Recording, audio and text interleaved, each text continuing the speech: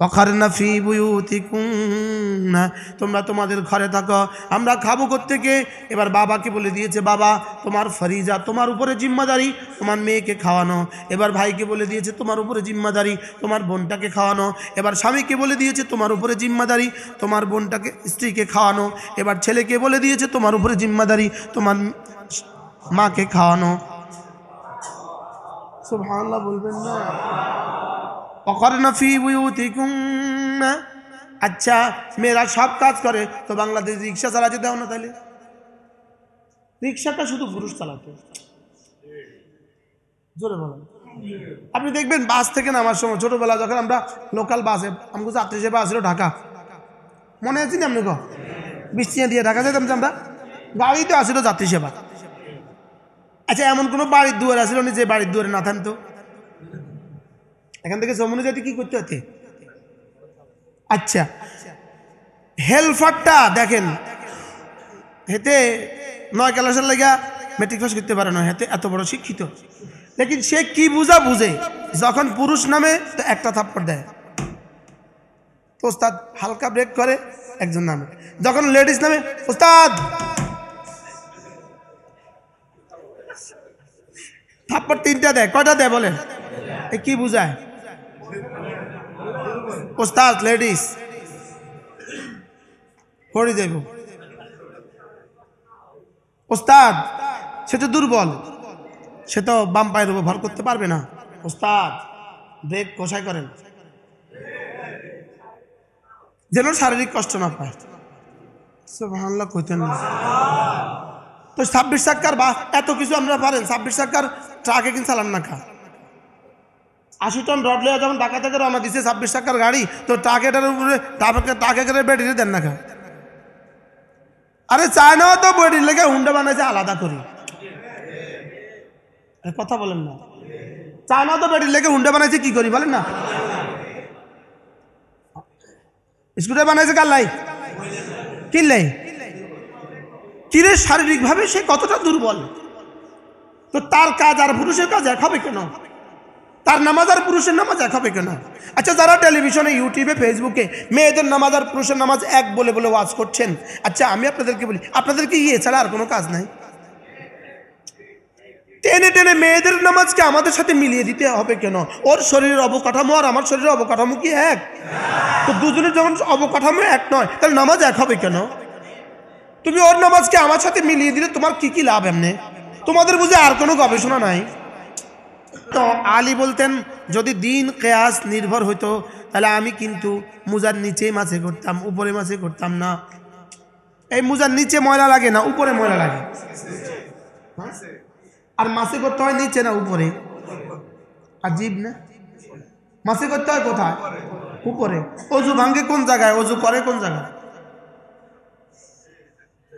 বলে অজু ভাঙ্গে কোন জায়গায় আর অজু করে কোন জায়গায়? বিষয়টা কি? তাহলে দিন যদি কেয়াস মতো হইতো, অজু ভাঙ্গে যেখানে ধুইতে হইতো সেখানে। দিন যদি কেয়াস মতো হইতো তাহলে মুজা মাছে করতে হইতো নিচে। তাহলে দিন শুধু আপনার আর আমার কেয়াস নয়, আপনার আমার কি নয়? দেখবেন যে কোনো কথাকে প্রমাণ করতে সে নিজে নিজের কেয়াস করে। যেমন খুতবা বাংলা দিব, আচ্ছা আচ্ছা কেন? খুতবা আরবি দিলে মানুষ বুঝে না, এই জন্য আমরা বাংলা দিব। আচ্ছা এটা কি কোরআন? এটা কি কোরআন? খুতবা বাংলায় দিব কারণ খুতবা আরবি দিলে মানুষ বুঝে না, এই শব্দটা কি কোরআন? আচ্ছা এটা কি হাদিস, সহিহ হাদিস, বুখারী শরীফ হাদিস? এটা কি এখন? এটা বলছে কে? মানুষ। বাংলাদেশের কেউ একজন কইছে। কে কইছে? আমি নাম কইতাম না, একজনের নাম আছে, আমি কইতাম না, কইছে একজন। তখন তার অনুসারীরা এই কথা কয়। আচ্ছা তুমি যদি রইত্যা সহিত্যার কেয়াস কইতে পারো, আমি ইমাম আজমের কেয়াস বলতে পারবো না কেন? মনে হয় বুঝেন না কি বলছি? আমি কি বুঝাইতে পারছি? কি বুঝাইছি? তুমি কার কেয়াস করছো? রইত্যা সহিত্যার। আর বলেন না তো আমি ইমাম আজম আবু হানিফার কেয়াস বলতে পারবো না কেন? কথা বুঝেন নাই মনে হয়। হুজুর হুজুরটাও ঠিক মতো করতে পারে না। হুজুর এটা কি জিম দিয়ে লেখে, বদ দিয়ে লেখে। 4টা লাগবে, বলেন 4টা লাগবে, বলেন কয়টা লাগবে?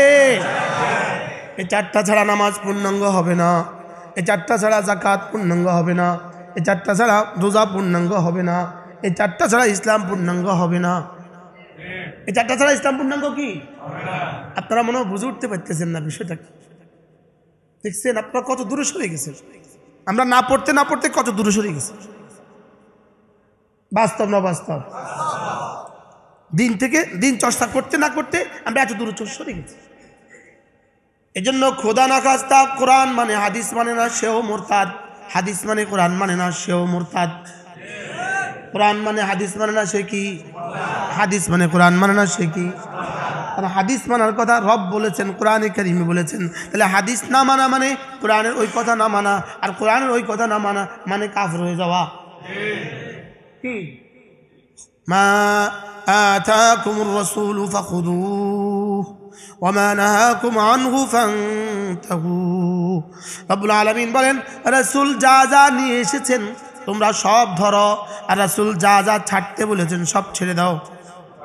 তাহলে যদি তুমি বলো রাসূলের কথা কাজ দলিল নয়, তাহলে এই কথাকে কোরআনের এই কথাকে অস্বীকার করা হলো। কুল ইন কুনতুম তুহিব্বুনাল্লাহ ফাত্তাবিউনি, যদি তোমরা আমাকে ভালোবাসতে চাও, আল্লাহ তাআলা বলেন তাহলে আপনি বলে দেন তোমরা যদি আল্লাহকে ভালোবাসতে চাও তাহলে আমাকে ইত্তেবা করো, আমাকে অনুসরণ করো, আমাকে অনুসরণ করো। বলেন আমাকে অনুসরণ করো। আবার বলেন আমাকে অনুসরণ করো। তাহলে আমাকে অনুসরণ করো এটা কার কথা? এখন কোনো কুলাঙ্গার যদি বলে, কোনো কম বক্ত যদি বলে রাসূলকে অনুসরণ করা যাবে না, তাহলে সে কোন কথাকে অস্বীকার করলো? আল্লাহর কথাকে অস্বীকার করলে ঈমান থাকে না যায়? তাহলে অথচ কি মিষ্টি স্লোগান, আমরা হিজবুল কোরআন, আমরা কোরআনওয়ালা। আবার কত মিষ্টি স্লোগান, আমরা হিজবুত তাওহীদ, আমরা তাওহীদওয়ালা। ভুয়া। এটা হলো বেগুনের মতো বেগুন, এটা হলো বেদানার মতো বেদানা, বেদানা দানায় দানায় ভরা বেদানা, শিরিকে শিরিকে ভরা হিজবুত তাওহীদ। কি হ্যাঁ, কোরআন মানে না, নাম দিছে আহলে কোরআন। কোরআন মানলে হাদিস না মেনে উপায় নাই, কোরআন না মানলে ইজমা না মেনে উপায় নাই, কোরআন না মানলে কিয়াস না মেনে উপায় নাই। তার প্রত্যেকটা মানার কথা কোরআন বলেছে। সুবহানাল্লাহ বলবেন না? আমি কি বুঝাইতে পারছি আপনাদেরকে? বুঝাইতে পারছি? তাহলে একটা আছে একটা নাই। আমাদের হাসান শাহ হুজুর বলে একটা আছে একটা নাই, কোনোটা আছে কোনোটা নাই। হবে না বাপু, হবে না। কি বলছি? একটা আছে কোনোটা আছে।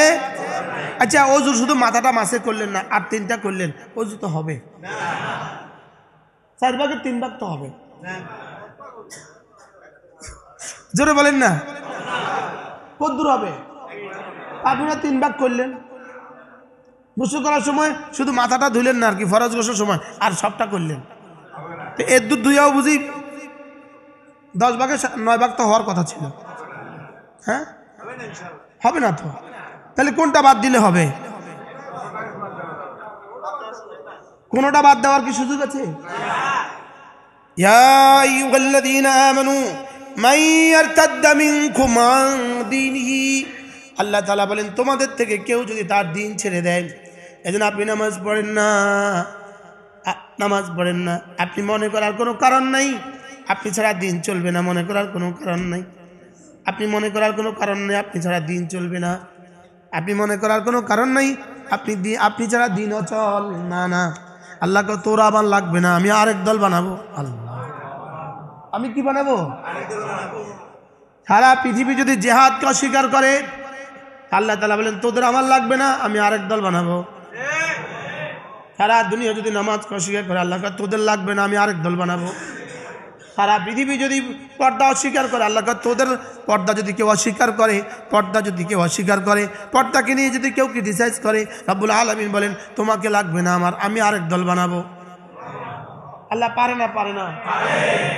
হ্যাঁ পারে না।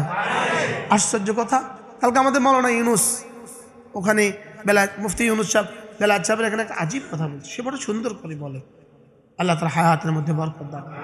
সে সুন্দর বলেছে, আল্লাহ তাআলা নারীদের জন্য, প্রত্যেকটা নারীর জন্য কর্ম বাছাই করতে দুটো সিদ্ধান্ত দিয়ে বাছাই করেন, যেন ওর পর্দার ক্ষতি না হয় এবং যেন ওর শারীরিক কষ্ট না হয়।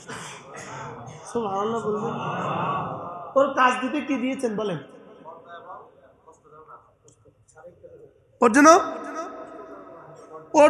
ওর যেন বেপর্দা হয়ে অন্যদের কষ্টের কারণ না হয়, আর ও যেন শারীরিকভাবে নিজের কষ্টের কারণ না হয়। সুবহানাল্লাহ বলবেন। এই জন্য ওয়াকারনা ফি বুয়ুতিকুম, আল্লাহ তাআলা বলেন তোমরা না তোমাদের ঘরে থাকো। ওয়াকারনা ফি বুয়ুতিকুম, তোমরা তোমাদের ঘরে থাকো। আমরা খাবো কোত্থেকে? এবার বাবাকে বলে দিয়েছে, বাবা তোমার ফরিজা, তোমার উপরে জিম্মাদারি তোমার মেয়েকে খাওয়ানো। এবার ভাইকে বলে দিয়েছে তোমার উপরে জিম্মাদারি তোমার বোনটাকে খাওয়ানো। এবার স্বামীকে বলে দিয়েছে তোমার উপরে জিম্মাদারি তোমার বোনটাকে, স্ত্রীকে খাওয়ানো।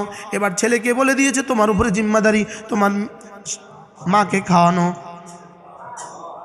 সুবহানাল্লাহ বলবেন না? ওয়াকারনা ফি বুয়ুতিকুম।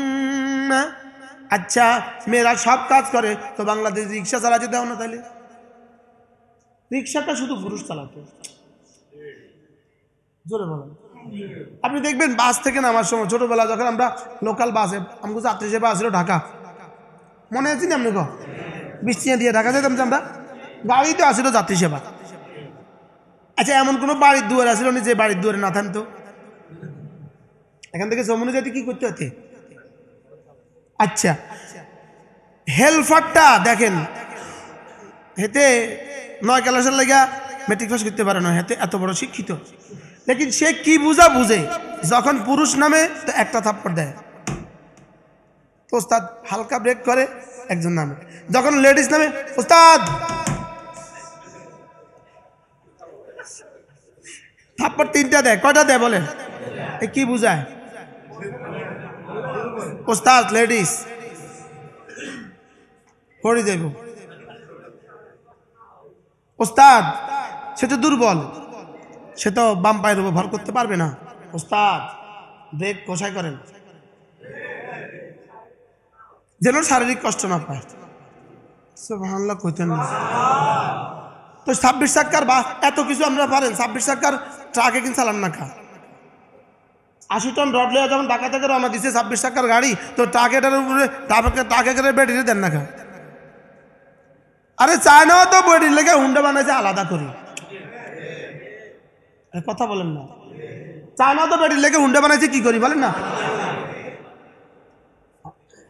স্কুটার বানাইছে কার লাই? কিনলাই কিরে? শারীরিকভাবে সে কতটা দুর্বল, তো তার কাজ আর পুরুষের কাজ এক হবে কেন? তার নামাজ আর পুরুষের নামাজ এক হবে কেন? আচ্ছা যারা টেলিভিশনে, ইউটিউবে, ফেসবুকে মেয়েদের নামাজ আর পুরুষের নামাজ এক বলে বলে ওয়াজ করছেন, আচ্ছা আমি আপনাদেরকে বলি, আপনাদের কি এছাড়া আর কোনো কাজ নাই? টেনে টেনে মেয়েদের নামাজকে আমাদের সাথে মিলিয়ে দিতে হবে কেন? ওর শরীরের অবকাঠামো আর আমার শরীরের অবকাঠামো কি এক? তো দুজনের যখন অবকাঠামো এক নয়, তাহলে নামাজ এক হবে কেন? তুমি ওর নামাজকে আমার সাথে মিলিয়ে দিলে তোমার কি কি লাভ? এমনি তোমাদের বুঝে আর কোনো গবেষণা নাই? আরে কথা বলে না। তোমার ওর নামাজ আর আমার নামাজ এক হয় কেমনে? আমি 30 দিন নামাজ পড়তে, ওর 27 দিন নামাজ পড়ে, ও 22 দিন নামাজ পড়ে, বাকি দিন নামাজ পড়ে না কেন? কথা বলে না। এই সুস্থ সবল মহিলা কতদিন নামাজ পড়ে? জওয়ান 30 দিন। কতদিন? 21 দিন। 21 থেকে 27 দিন, কতদিন? তো ওর নামাজ আর আমার নামাজ এক হলে ও 30 দিন পড়ে না কেন? আচ্ছা সুস্থ সবল মহিলা রোজা রাখে রমজানে কতদিন? 21 থেকে। তো আমার মতো রোজা হইলে, আমার মতো হইলে ও রোজা সবগুলো রাখে না কেন? কথা কয় না। আচ্ছা ও আমার মতো হইলে তো ওই যে 5 তলার উপরে ব্লক উঠেছে যে আমাদের এখান থেকে কাজ করছে, ও ব্লক উঠায় না কেন?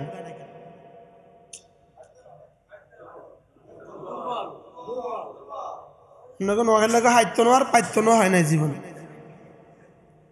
কেন? তো সব ক্ষেত্রে বুঝলেন দুর্বল, এখানে কেন আপনি ওরা আমার সাথে টেনে নিয়ে আসলেন?